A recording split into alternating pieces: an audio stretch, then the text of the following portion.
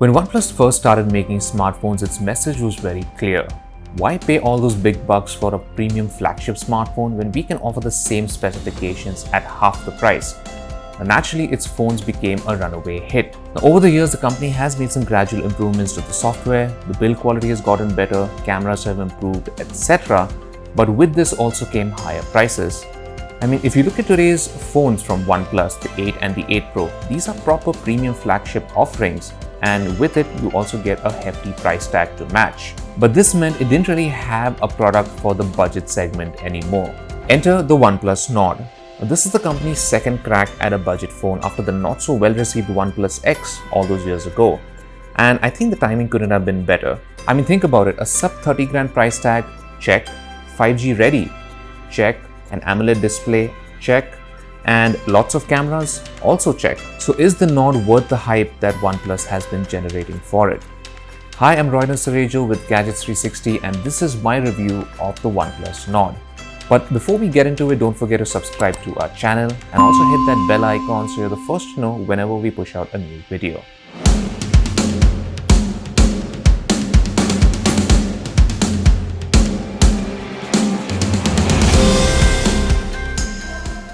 The Nord is the first phone in a brand new product line, and OnePlus has intentionally used a different design to differentiate it from the OnePlus 8 and the 8 Pro. The build quality is very good for a phone with a polycarbonate frame. There's Gorilla Glass 5 on the front and the back, which is reassuring. I quite like the marble blue color on the Nord unit that I've been using as it looks refreshingly new. There's no option to expand the internal storage as the SIM tray only supports 2 nano SIM cards. This shouldn't be an issue on the 128GB and 256GB variants, but those buying the 64GB variant, which goes on sale in September by the way, might fall short of storage after a year or so depending on usage. OnePlus smartphones are known for their AMOLED displays and I'm happy to see that this hasn't been compromised on the lower priced OnePlus Nord. The screen measures 6.44 inches diagonally and has a Full HD Plus resolution along with a 90Hz refresh rate. Now, unlike the OnePlus 8 and the 8 Pro, the OnePlus Nord's display doesn't have any of the color accuracy certifications, but it does support HDR10+. It's a good looking panel overall with deep blacks and punchy colors. Now, I've been watching a lot of videos on it and so far everything looks great, especially HDR content from YouTube and Netflix. The single speaker on the OnePlus Nord gets very loud thanks to Dirac's software enhancements, which is a nice bonus. Stereo speakers would have been ideal, but considering its lower price, I think I can let that slide. The in-display fingerprint sensor worked well and all it needed was a quick tap to unlock the phone. I found face recognition to be equally fast and seamless too. The OnePlus Nord is one of the few phones in India to have the Qualcomm Snapdragon 765G SoC. And what makes this chip so special is that it has an integrated 5G modem. There's still some time before 5G is relevant in India, but it's nice to know that the Nord will support it the moment it's commercially available here. The OnePlus experience wouldn't be complete without OxygenOS. While the software experience on the OnePlus Nord is more or less identical to its bigger siblings, the only major difference seems to be the use of Google's stock dialer and messages apps instead of OxygenOS's counterparts. Now, I have no problem with Google's stock apps, but it's a shame that Nord users won't get to experience the India-specific features, such as the smart SMS categorization that OnePlus has added over the years. According to OnePlus, the Nord is designed to deliver a very similar fluid and snappy response as its flagship phones, and I have to say it does a very good job. With regular usage, I found it hard to actually tell any difference between the OnePlus Nord and a OnePlus 8.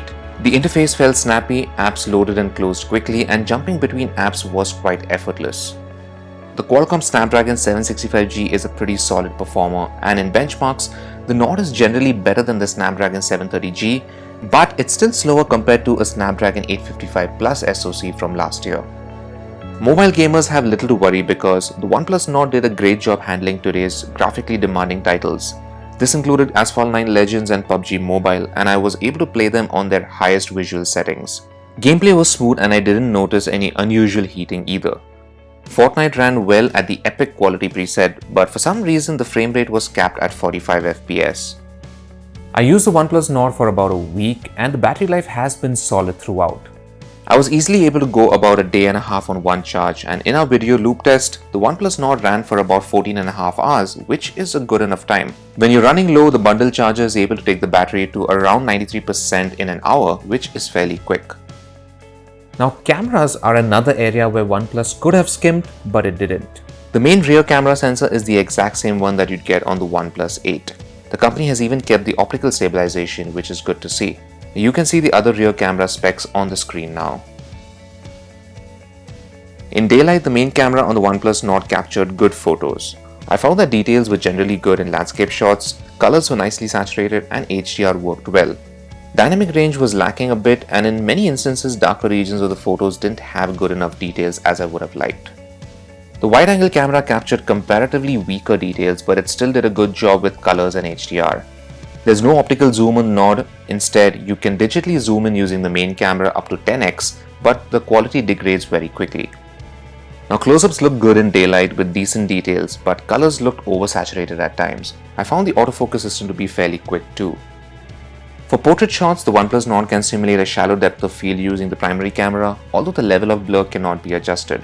The macro camera worked decently well, but it's not great.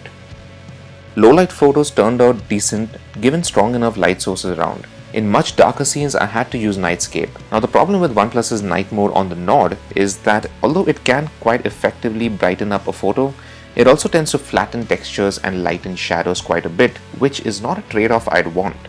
The wide-angle camera also really struggles to capture usable shots in low light unless you use nightscape. Now you get a sense of whom the smartphone is aimed at when you look at the selfie cameras. You get a primary 32-megapixel Sony IMX616 camera and a second 8-megapixel wide-angle camera. I think the selfie cameras on the OnePlus Nord are a much bigger deal than the ones on the back. It's funny that this budget OnePlus phone can shoot 4K 60fps video from the selfie camera, while the flagship OnePlus 8 and 8 Pro smartphones are still stuck at 1080p. In daylight, the primary selfie camera captured very good details, skin tones looked good, and HDR was handled well. The Nord tends to sharpen selfies a bit too much by default, but you can take the edge off a bit by using the beauty filter.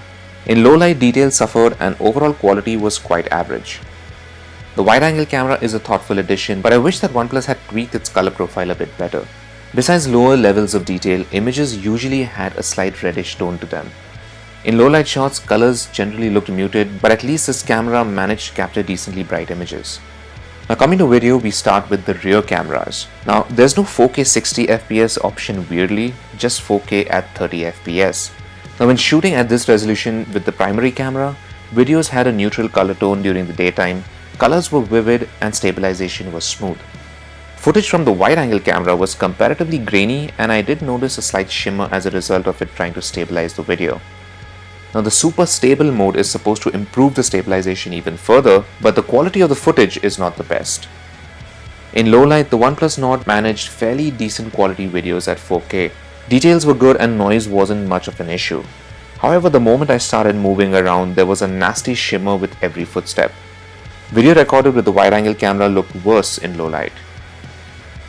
Now moving to the selfie cameras, I found that 4K 60fps videos looked very good during the day. Details were excellent and colors looked natural. Now you don't get electronic stabilization at this frame rate, but you do at 30fps. The wide-angle camera is also decent for video, but isn't as good as the main one. You can't switch between the two cameras while shooting at 4K or even 1080p, which I found a bit limiting. Now low light quality is not great with either of these cameras, as they capture weak colors and there's visible grain in the footage. I don't think many people are going to care that the OnePlus Nord does not have an 800 series Qualcomm SoC, because with day-to-day usage, it's nearly impossible to tell the difference. I think OnePlus has taken the right leaf from Apple's playbook here by offering a largely consistent Android experience across price tiers, so that the hardware it runs on isn't the main talking point anymore.